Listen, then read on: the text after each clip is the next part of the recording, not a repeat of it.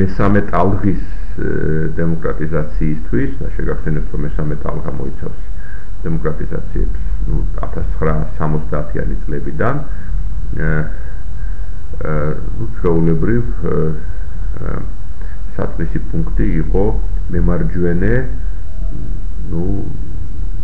სამხედრო დიქტატურები ასეთი იყო ყოველში წყობა სამხრეთ ევროპაში ასეთი იყო წყობა იყო სამხედრო დიქტატურა და მისი ასე ვთქვათ ლეგიტიმურობის პრინციპები იყო ნაციონალიზმი, სახელმწიფო ძლიერება, წესრიგი, ანარქიის საწინააღმდეგოდ, საერთო განვითარება და ასე შემდეგ. ეს სახელმწიფოები ამ იდეების სასარგებლო, ამ იდეებით ამართლებდნენ იმას, რომ ეს არ იყო დემოკრატიული რეჟიმი. მაშინ, როდესაც ტრადიციული წესრიგი სწორედ ტრადიციაზე და თქვათ რელიგიაზე აპელირებს და ამ თვალსაზრისით უპირისპირდება დემოკრატიას. პოსტკომუნისტური ტრანზიციები ბუნებრივია სწორედ ამ ნიშნით განსხვავდება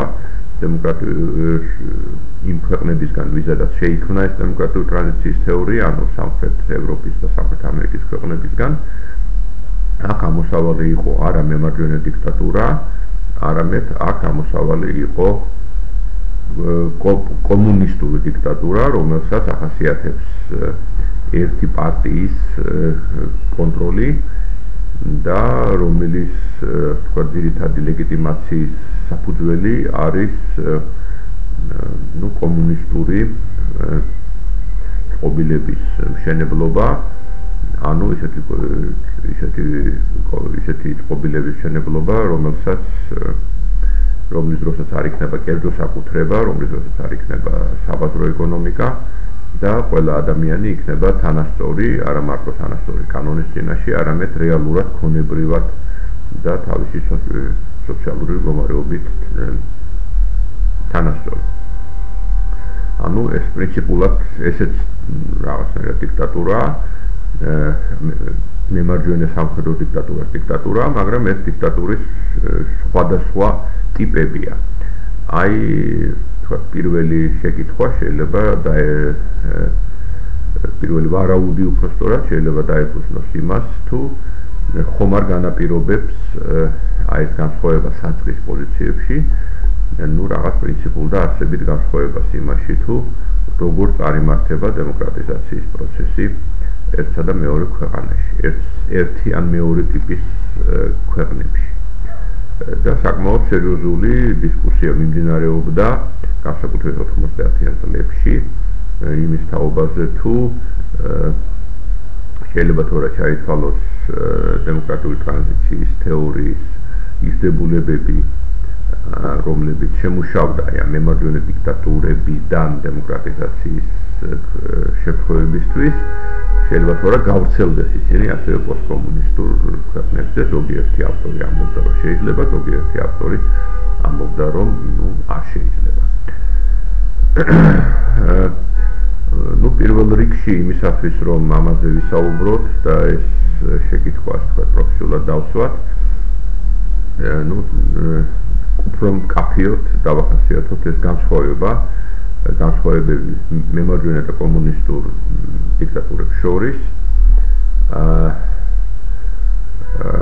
ყველაზე გარდა თქვათ იდეოლოგიური განსხვავებებისა, რომლებიც ორივე თქვათ უარყოფს დემოკრატიას, ლიბერალურ დემოკრატიას უпростоრად, რომ დავაზუსტოთ, ყველაზე ესე თვალსაჩინო განსხვავება არის ის, რომ მემარჯვენე დიქტატურები ცნობდნენ საბაზრო ეკონომიკას, ცნობდნენ კაპიტალის, არ მარტო ცნობდნენ, არამედ პრაქტიკულად მათი ეკონომიკა იყო საბაზრო კაპიტალისტური ეკონომიკა, ხოლო კომუნისტური დიქტატურა,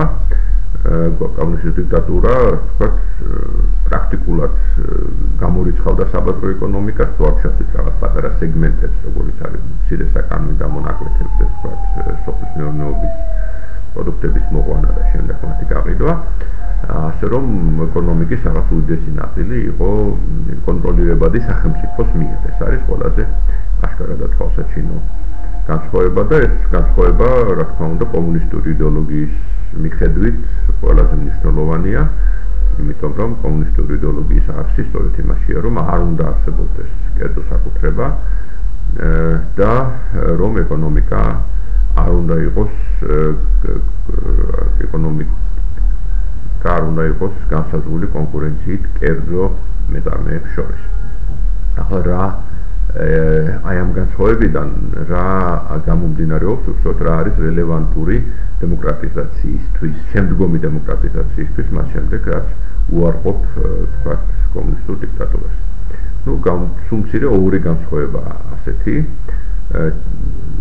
რაც შეიძლება გამოვყოთ, უბრალოდ ორი შედეგი ამ განსხვავებისა, ზუსტები რო ვიყოთ. ერთი არის ის, რომ კომუნისტური დიქტატურები გაცილებით უფრო სრულად აკონტროლებენ ცხოვრების ყველა სფეროს, რახან ისინი აკონტროლებენ ეკონომიკასაც, ესე იგი პრაქტიკულად რაღაც პირადი ცხოვრების, ოჯახური ცხოვრების გარდა ისინი ყველა სფეროს აკონტროლებენ და შეგვიძლია ვთქვათ, რომ სტალინის დროს ოჯახის შიგნითაც ცდილობდნენ ურთიერთობების გაკონტროლებას. ანუ ოჯახშიც რომ ვთქვათ ადამიანს გაეკრიტიკებინა კომუნისტური წყობა, მაშინაც კი შეიძლება საფრთხე არსებობდა იმისა, რომ რო გაიგო ხელისუფლებას ამის შესახებ, მას დასჭირდნენ. ამიტომ კომუნისტურ დიქტატურებს უწოდებენ ტოტალიტარულ დიქტატურებს, რაც ნიშნავს ტოტალურ კონტროლს, ანუ სრულ კონტროლს ცხოვრების ყველა სფეროზე, ხოლო მემარჯვენე დიქტატურები არ არიან ტოტალიტარულები, ისინი არიან მხოლოდ ავტორიტარულები, ანუ ისინი აკონტროლებენ პოლიტიკურ სფეროს, არ უშვებენ ოპოზიციურ პოლიტიკურ საქმიანობას, ზღუდავენ ან კრძალავენ სრულიად დამოუკიდებელი პოლიტიკური მოსაზრებების საჯაროდ გამოთქმას, მაგრამ მაინც კომუნისტურ დიქტატურასთან შედარებით ისინი უშვებენ რაღაც თქვათ დამოუკიდებელ საქმიანობას საჯარო სფეროში, საზოგადოებრივ სფეროში, არა კერძო ოჯახურ სფეროში. სახელმწიფოს აქ იგულისხმება პირველ რიგში, რა თქმა უნდა, ეკონომიკური კორპორაციები, აქ იგულისხმება სამოქალაქო საზოგადოების ორგანიზაციები, სამოქალაქო ასოციაციები, ოღონდ არაპოლიტიკური ხასიათის, შეიძლება არსებობდეს მეტნაკლებად დამოუკიდებელი მედია, თუმცა შეზღუდული იყოს მისი უფლებები, ასე ვთქვათ, განსხვავებული პოლიტიკური აზრების გამოთქმისა, მაგრამ ყოველ შემთხვევაში თავარი არის ის, რომ მემარჯვენე დიქტატურების შემთხვევაში არსებობენ სოციალური აქტორები, რომლებიც არ არიან კონტროლირებული სახელმწიფოს მიერ. პროფკავშირების ხშირად არსებობს ასეთ სისტემებში, ასე რომ რაღაც აი ეს დამოუკიდებელი სოციალური და ეკონომიკური აქტორები არსებობის პირობებში თქვათ იწყება დემოკრატიზაციის პროცესი და შეიძლება ითქვას, რომ თვითონ ეს აქტორები არიან ინიციატორები დემოკრატიზაციის პროცესისა. მეორე დიდი განსხვავება არის ის, რომ რაგი დემოკრატია ზოგადად შესაძლებელია მხოლოდ საბაზრო ეკონომიკის პირობებში, ამიტომ როდესაც უარყოფილი ხდება კომუნისტური დიქტატურა, რეფორმატორებს ან რევოლუციონერებს, რაც კიდევ დაუძახოთ, იმ ადამიანებსაც უნდათ დემოკრატიის დამყარება მათ ქვეყანაში კომუნიზმის უარყოფის შემდეგ, უჩნდებათ, ასე ვთქვათ, ორმაგი ამოცანა, რასაც უწოდებენ ხოლმე ორმაგ ტრანზიციას.